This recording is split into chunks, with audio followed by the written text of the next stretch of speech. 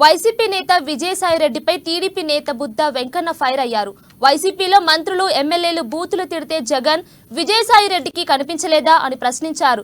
కొడాలి నాని, వంశీ అనే పిల్లల తాటాకు చెప్పుల్లో మీరు మురిసిపోయారని ఆగ్రహం వ్యక్తం చేశారు.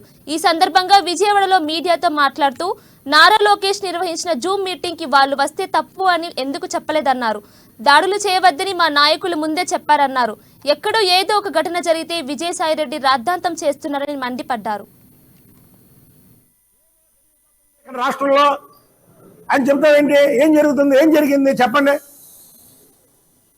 నిన్న పక్క చంద్రబాబు నాయుడు గారి ప్రమాణ స్వీకారం భారతదేశంలో ఏ ముఖ్యమంత్రికి జరగనంత ఘనంగా జరిగింది.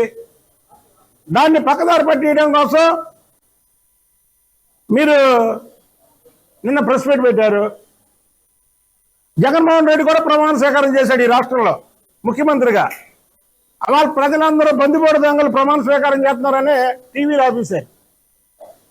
ఇవాళ రాష్ట్రంలో ఎక్కడ చూస్తున్నా ఎల్ఈడీలు. ఉదయం 8 గంటల నుంచి విజయవాడ అంతా స్తంభించిపోయింది. టీవీల ముందు ఇళ్లలో మనుషులు అంటే ఒక మహానాయకుడు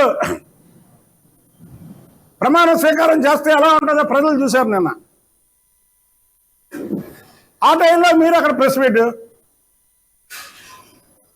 మరి ఇన్నాళ్ళు పెద్ద